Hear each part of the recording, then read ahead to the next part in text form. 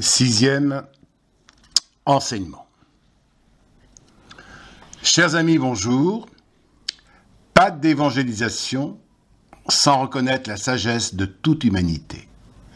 Voilà quel est le thème de ce sixième enseignement sur l'évangélisation selon saint Paul. Pas d'évangélisation sans reconnaître la sagesse de toute humanité. Je commence par citer la lettre aux Philippiens au chapitre 4, verset 8.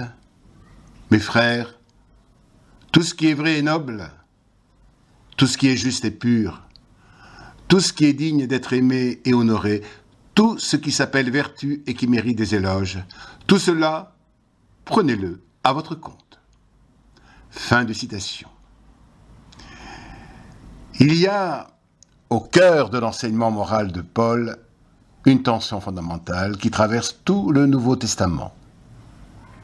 D'un côté, Paul croit que nous pouvons parler du bien et du mal avec tout homme, quelle que soit sa foi.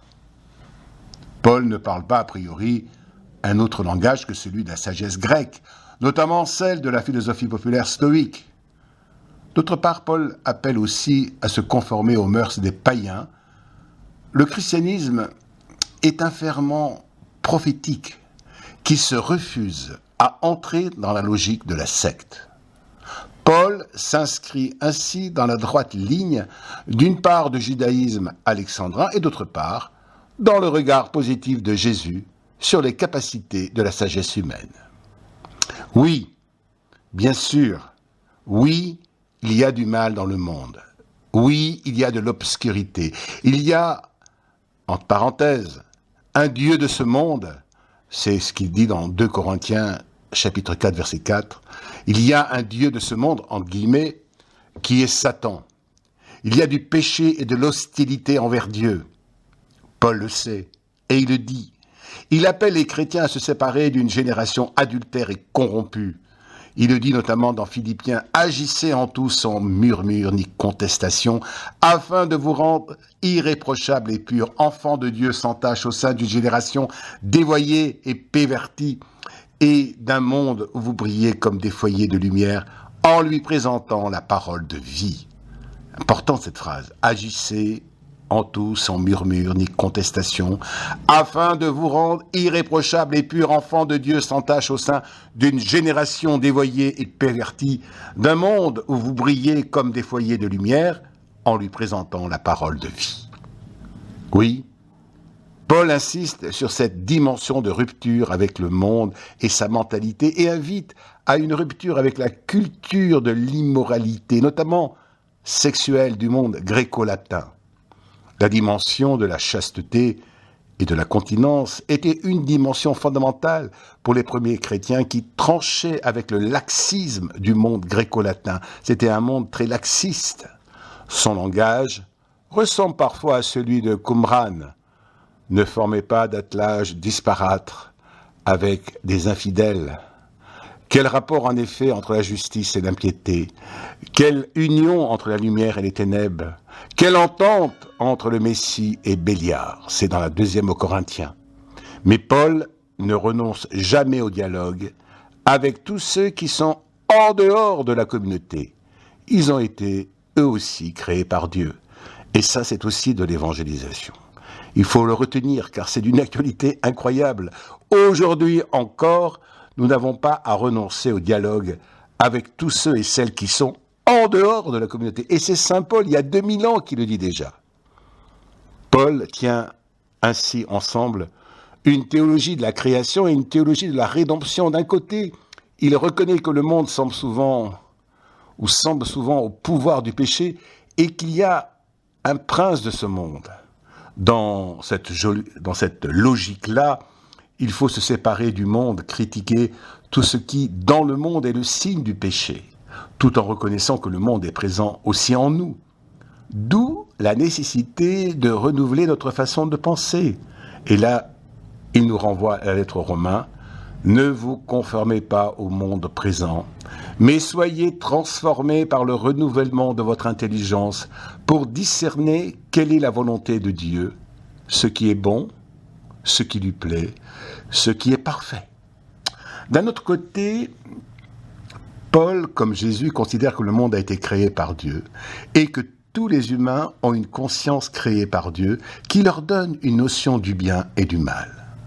Tous les hommes, quelle que soit leur croyance ou quelque chose en commun, ont véritablement quelque chose en commun. Paul appelle donc à l'ouverture à tous les hommes. Et il le dit dans la première aux Corinthiens, au chapitre 10, versets 32-33. Je cite, « Ne soyez pour personne une occasion de chute, ni pour les Juifs, ni pour les Grecs, ni pour l'Église de Dieu. C'est ainsi que moi-même je m'efforce de plaire à tous en toutes choses, en ne cherchant pas mon avantage personnel, mais celui du plus grand nombre, afin qu'ils soient sauvés. » Nous l'avons compris, frères et sœurs, il s'agit d'être prêt à rendre compte de la foi en utilisant toutes les ressources de la culture et de la philosophie, tout en sachant que la rencontre personnelle avec Jésus-Christ, qui peut faire voir le monde avec les yeux de l'Évangile, c'est assez extraordinaire ça. Il s'agit d'être prêt à rendre compte de la foi en utilisant toutes les ressources de la culture et de la philosophie, tout en sachant que c'est la rencontre personnelle avec Jésus-Christ qui peut faire voir le monde avec les yeux de l'Évangile. Quelle actualité, c'est incroyable.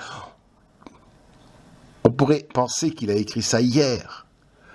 Oui, Paul concilie respect du monde et de tout être créé à l'image de Dieu et dénonciation prophétique du péché du monde.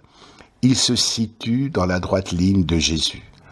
En disant que votre lumière brille aux yeux du monde pour qu'en voyant vos bonnes actions, il rende gloire à votre Père qui est aux cieux. C'est dans Matthieu, chapitre 5, verset 14. Jésus considère comme une chose positive d'être loué par les hommes. D'un autre côté, il dit « Malheureux êtes-vous lorsque tous les hommes disent du bien de vous. C'est en effet de la même manière que leur Père traitait les faux prophètes. » Dans Luc, chapitre 6, verset 26. Paul a vécu cette tension constitutive de l'Évangile, car il y a là une tension. Il s'agit de se faire tout à tous, cherchant à convaincre et à toucher le cœur et la raison. Si l'apôtre est écouté, tant mieux. S'il est compris, voire persécuté ou moqué, il se souvient de l'exemple du Christ, que chacun de nous cherche à plaire à son prochain, en vue du bien pour édifier. Le Christ, en effet, n'a pas recherché ce qui lui plaisait, mais comme il est écrit, les insultes de tes insulteurs sont tombées sur moi. Le péché du monde n'empêche pas l'apôtre de percevoir la bonté du créé. Voilà, frères et sœurs, ce magnifique enseignement qui nous rappelle qu'il n'y a pas d'évangélisation sans reconnaître la sagesse de toute l'humanité. Encore une fois, moi personnellement, je suis frappé par l'actualité de cet enseignement, par l'actualité de ce que dit saint Paul. Au fond, il nous dit ce que le Concile Vatican II nous avait dit avant, le dialogue avec le monde.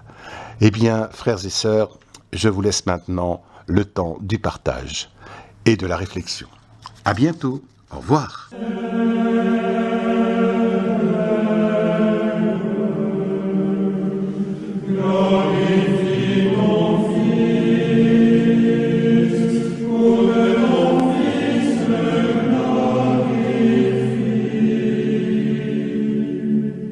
Pas définitivement confondu,